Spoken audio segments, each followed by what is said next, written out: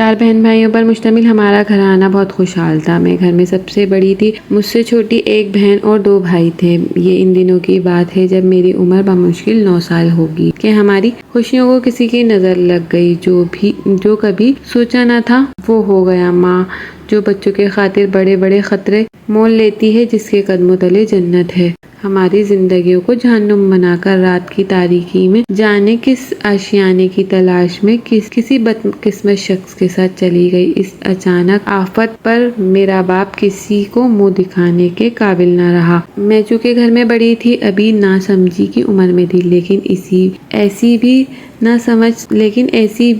سمجھ نہ تھی کہ لوگوں کی طنزیہ نگاہوں کو نہ پہچان سکتی۔ میرا 2.5 سالہ چھوٹا بھائی، اس نے ابھی امی کہنا سیکھا۔ ماں کے جانے کے بعد اس لفظ کے معنی یعنی کھو بیٹھا، اور وہ اپنی توتلی زبان میں خالی گھر میں ماں ماں پکارتا رہتا۔ اس سے بڑا بھائی نگاہوں میں امید لیے صرف اس لیے دروازے پر تکتا رہتا کہ شاید ابھی ماں آ جائے، مگر اس طرح سے جانے والے لوٹ کر کب آیا کرتے ہیں۔ ابو نے سوچا شاید وہ کہیں کھو گئی ہوگی یا اغوا ہو گئی ہوگی، وہ جلد واپس آ جائے گی۔ ہر جاننے والے اور رشتے دار کے گھر جا کر پتہ کیا، اسی امید پر کہ بچے ماں کی شفقت سے محروم نہ رہے، مگر ہر جگہ سے یہی جواب آیا کہ آئی تو ضرور تھی، مگر کچھ رقم ادھار لے کر چلی گئی۔ ایک ماہ اس آس میں گزر گئے۔ اس دوران ہم بہن بھائی چاچا کے گھر رہنے لگے اور ہمارا باپ اسے تلاش کرتا، یہ معلوم ہونے کے باوجود کہ وہ اغوا نہیں ہوئی، نہ لاپتہ تھی، بلکہ کسی آشنا کے ساتھ فرار ہو گئی تھی۔ ادھر وہ اپنی عیاشیوں میں مگن تھی، ادھر میرا باپ اس کی تلاش میں وقت گنوا کر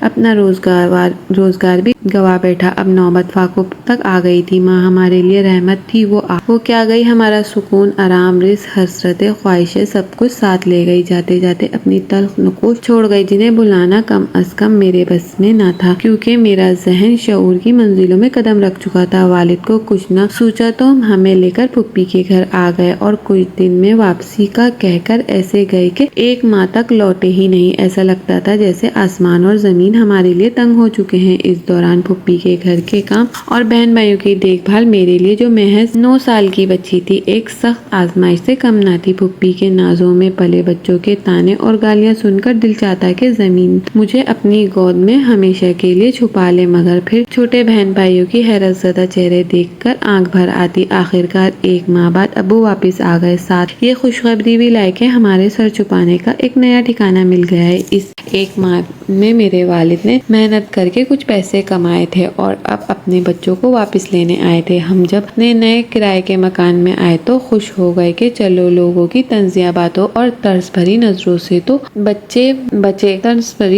تو بچے، مگر یہ سکون بھی زیادہ دیر راست نہ آیا اور والد صاحب کے پیسے ختم ہو گئے۔ اسی دوران میرے چھوٹے بھائی کو بخار نے آ گھیرا۔ میں اکیلی ننھی جان کیا کرتی، سرانے بیٹھی روتی رہتی۔ چھوٹے بہن بھائی مجھے روتا دیکھ کر خود بھی رونے لگتے۔ گھر میں کھانے کو کچھ نہ تھا کہ اسے کچھ کھلا سکتی، کھانا تو دور کی بات، والد روزگار کی تلاش میں صبح نکلتے اور شام کو خالی ہاتھ ناکام نہ مراد واپس آ جاتے۔ اپنی بے بسی اور بچے کی بیماری دیکھ کر ان کی آنکھ بھر آتی، غرض یہ کہ 3 دن تک وہ معصوم بچہ بخار میں تپتا رہا۔ اچانک والد کو یاد آیا کہ ملازمت کے دنوں میں کمپنی کی طرف سے ایک ہیلتھ کارڈ ملا تھا جس پر مفت علاج کی سہولت تھی۔ وہ فوراً اسے لے کر اسپتال روانہ ہوا۔ خدا کا شکر کہ اس کی مشکل آسان ہوئی، یہ پریشانی ختم ہوئی، سکون بھر پھر بھی راست نہ آیا۔ میرے دوسرے بھائی کے سر میں جس کا پہلے بھی آپریشن ہو چکا تھا دوبارہ پیپ پڑ گئی۔ والد سر پکڑ کر بیٹھ گئے۔ بچے کو اتنی تکلیف میں دیکھ کر خدا سے دعا کی کہ مولا تو ہی مشکل کشا ہے، اور 15 دن کی پریشانی کے بعد صرف ایک سیرپ پینے سے یہ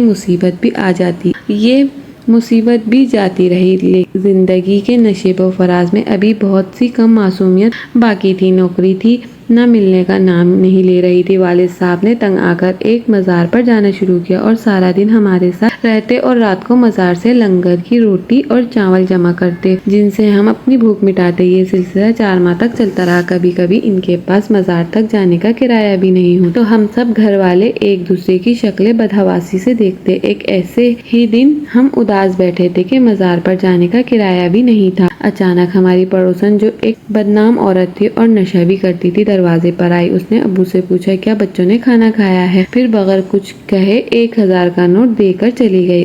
उस बुरे वक्त में वो औरत काम आई। हमारे दिल से इसके लिए दुआएं निकली। इन तमाम हालात से तंग आकर अब्बू ने दोनों भाइयों को, जो मुश्किल से 3-4 साल के थे, यतीम खाने में दाखिल करवा दिया। छोटी बहन 6 साल की थी। इसे मेरी फुप्पी की बहू के खानदान की एक औरत ने रख लिया। अब मुझ बदनसीब को जमाने की ठोकरें सहना थी। अब्बू को एक कोठी में बतौर चौकीदार मुलाजमत मिल गई। वो मुझे भी साथ ले जाने लगे और सारा दिन चौकीदारी करते और मैं कोठी में काम करती। अक्सर बर्तन मांजते हुए आंखों में आंसू आ जाते कि जिन बदनसीबों की माँ इन्हें जमाने की ठोकरों पर छोड़ जाती हैं, इनके साथ ऐसा ही होता है। जिंदगी इसी तरह गुजरती रहती है। छोटे बहन भाई याद आते थे तो दिल खून के आंसू रोता। एक दिन एक इंसान अब्बू को मिला। इसने कहानी सुनकर कहा, बच्चों को यूं अलग रखने से बेहतर है कि चारों बच्चे एक ही जगह रहें।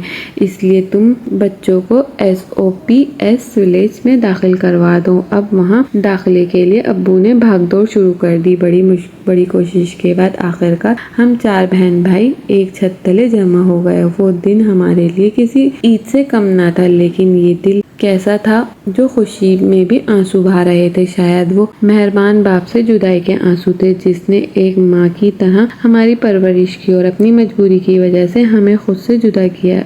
उस बाप पर क्या बीती होगी सिर्फ वही जानता होगा। हम वहाँ सुकून में थे, मगर जब भी खाना खाते वक्त दस्तरखान पर बैठते तो हाथ रुक जाते। ना जाने अब्बू ने खाना खाया भी है या नहीं। हमें वो फाकों के दिन अजीज लगने लगे, क्योंकि इन दिनों हमारा बाप हमारे साथ होता था। लगता था कि वाकई हमारा भी इस दुनिया में कोई है। फिर वक्त ने एक और पलटा खाया और हमें दूसरे शहर मुंतकिल कर दिया गया। मैं बहुत रोया करती थी। छोटे बहन भाई बचपन से ही ठोकरे खाने के आदी थे। वो समझते थे कि शायद यही जिंदगी है, कभी यहाँ कभी वहाँ, कभी भूख कभी तंगी, कभी अफलास। एक माह बाद हमारा बाप हमसे मिलने आया। छोटे बहन भाई देर से आने की वजह पूछ रहे थे, मगर सिर्फ मैं जानती थी कि मेरा बाप वहाँ तक का किराया किस तरह जमा करके पहुँचा होगा। हम आपसे गले मिलकर बहुत खुश हुए और देर तक रोते रहे। वालिद ने तसल्लियाँ दी कि बेफिक्र रहो, सब ठीक हो जाएगा। हम सब रोते रोते चुप हो गए और दुआओं में लग गए। यहाँ हम बहन भाई दोबारा स्कूल जाने लगे और वक्त पर लगाकर गुजरने लगा। 3 साल बाद गर्मियों की छुट्टियों में पहली बार वालिद हमें घर लेकर आए तो मेरी आंखें धुंधला गईं। घर में एक औरत खाना पका रही थी। पूछने पर मालूम हुआ कि ये हमारी दूसरी माँ है, जिस बाप के लिए हम दुआएं की कि अल्लाह उसे इतने पैसे दे के वो हमें घर वापस ले आए। जब अल्लाह ने उसे वसाइल दिए तो उसने हमें घर लाने के बजाय अपना नया साथी तलाश कर लिया। वजह ये थी कि अब्बू को संभालने वाला कोई ना था, ना कोई जो कि देखभाल करे, ना खाना बनाए। बहन भाई सब अपने घरेलू जिंदगी में मगन थे, लिहाजा पप्पू ने इनकी दूसरी शादी करवा दी। अब अब्बू नौकरी भी करते, घर भी संभालते और हमें मिलने भी आते। ईद पर हमारे लिए कपड़े और चीजें लाते। जिस घर से बिछड़े थे की यादें सताती थी। दिल में एक ख्वाहिश थी कि काश हम भी बाप के साथ रहें, लेकिन ऐसा मुमकिन ना हो सका, क्योंकि बच्चों की खुराक, तालीम और कपड़ों का खर्च 2 अफराद के खर्च से कहीं ज्यादा था और इनकी आमदनी महदूद। हमारी नई माँ बहुत अच्छी थी, ख्याल रखने वाली, नरम मिजाज और मोहब्बत करने वाली, मगर मजबूरियाँ हर जगह इंसान को घेरा रखती हैं। इनकी भी कुछ मजबूरियाँ थी। मेरा जहन इन हालात में भी बिल्कुल काम करना छोड़ चुका था। मैं अपने बाप की जुदाई में खड़ी रहती थी।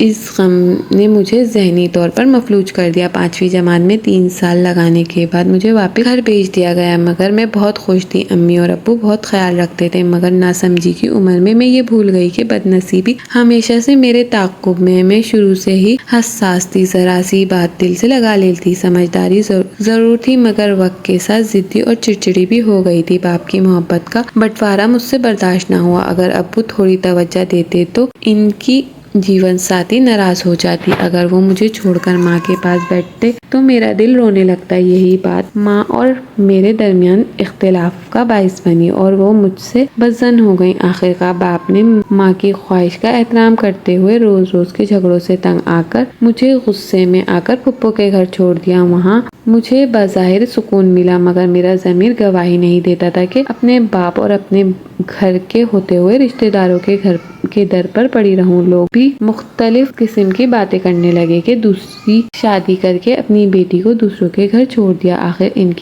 ان تمام باتوں کو سوچ کر میں نے ایک بار پھر SOS کا سہارا لیا اور یہاں مدر بن گئی۔ 16 سال کی ایک ننھی بن بیاہی مدر جو اپنے جیسے بے سہارا بچوں کو بڑی بہن اور ماں جیسی شفقت دیتی۔ ان کا کام کر کے دل کو سکون ملتا۔ میں سوچتی ہوں کہ شاید ان بے سہاروں کے کام آؤں تو قسمت بھی مجھ پر مہربان ہو جائے۔ اب میں یہاں ہر طرح کے سکون میں ہوں، کھانے پینے، رہائش اور کپڑوں کا کوئی مسئلہ نہیں، کوئی ایسا جھگڑا نہیں جو میرے سکون کو برباد کرے۔ روپے پیسے کی کوئی محتاجی نہیں، لیکن دل کے کسی کونے میں ایک پریشانی چھپی ہوئی ہے۔ ایک ایسا گھر ہو جو صرف میرا اپنا ہو، جہاں سے کوئی مجھے نکال نہ سکے۔ کبھی تو میں اپنوں کی چھاؤں میں سکھ کا سانس لے سکوں۔ مجھے اپنے باپ سے جتنا پیار ہے اتنی ہی اپنی ماں سے نفرت، جس نے ہمیں دربدر کیا، ہمارا گھر چھینا، سکون چھینا، جدائیاں دی، چھوٹی چھوٹی عمروں میں ہمیں کڑی آزمائشوں میں ڈال دیا۔ آپ سب دعا کریں کہ خدا مجھے سچی خوشیاں دے۔ جن غموں سے میرا دامن بھرا ہے، اتنی ہی خوشیوں کے پھول میرے نصیب میں کھلے۔